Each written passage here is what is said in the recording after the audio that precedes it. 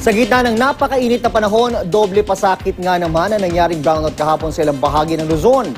Bagamat maliit ang tsansang magka-brownout ngayong weekend, maaari pa rin daw maulit yan sa susunod na linggo kung kailan mas iinit pa ang panahon.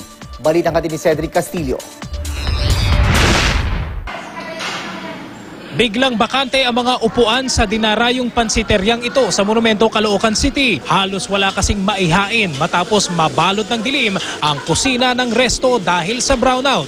Baka mamaya iba yung sahog na ilalagay mo dyan eh. Yan. Pagka ganitong wala ko ilaw? Mahirap. Mahirap mag-operate. Kasi nga mainit na, wala pang exhaust, tapos wala pang tubig. Sobrang laki ng epekto. Tingnan nyo, wala kaming customer, walang kita. Tapos yung mga order namin hindi nagagawa ng maayos. Hirap din ang maraming residenteng nasa pool ng brownout na tila nanukso dahil sumabay sa katirikan pa ng nagngingit-ngit na araw. Yung may ventilador at may ilaw, may hangin, mainit. Yung pa kayang wala. Paano kayo kanina? Di lumabas dito sa karsada, mainit parang impyerno.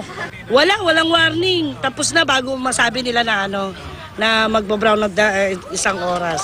Bukod sa ilang bahagi ng Caloocan, nawalan din ng kuryente sa ilang bahagi ng Navotas, Malabon, Quezon City at Maynila. Mas mahirap po walang kuryente.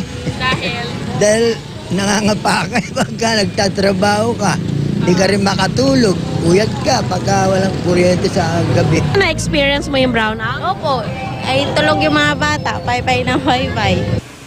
Gayon din sa ilang bahagi ng Bulacan at Cavite. Pagka walang kuryente, madilim, tapos di kayo makakita ng trabaho. Kaya doto namin, kailangan namin talaga ilaw. Wala kami customer. Mula 1:30 hanggang 5:00 ng hapon, halinhinan o rotational ang ipinatupad na tigi-isang oras na brownout sa mga nabanggit na lugar para hindi sabay-sabay ang paggamit sa supply ng kuryente na biglang kinapos. Ang pagkasira kasi ng Unit 2 ng Sual Power Plant sa Pangasinan nitong Miyerkules na nauwi sa deklarasyon ng Yellow Alert, sinundan pa ng hindi inaasahang pagbigay ng Pagbilao Power Plant sa Quezon. Ang supply tuloy ng kuryente nasa Red Alert na. As a result, yung grid natin hindi na mahabol yan kasi masyadong malaki na ang deficiency. So nagkaroon tayo ng manual load dropping. Or sa madaling salita, may brownout tayo rotating. In this case, may yung isang balbula ng planta, magka-problema sila. Saan yan? Pagbilao? Sa Pagbilao.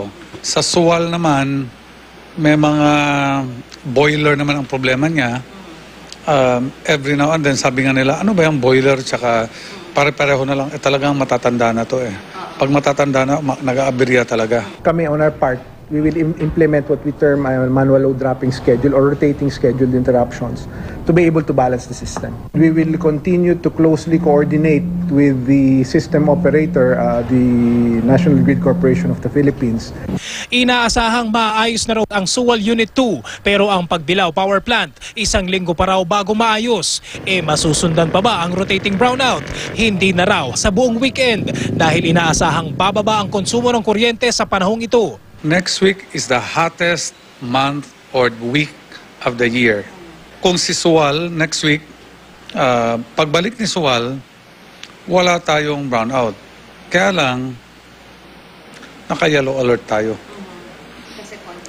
Kasi konti lang reserve natin. Ibig sabihin, anytime may babagsak pa na isang planta, delikado ulit tayo. Pero ibang usapan sa Mindanao kung saan ilang buwan ng araw-araw ang hanggang 8 oras na brownout.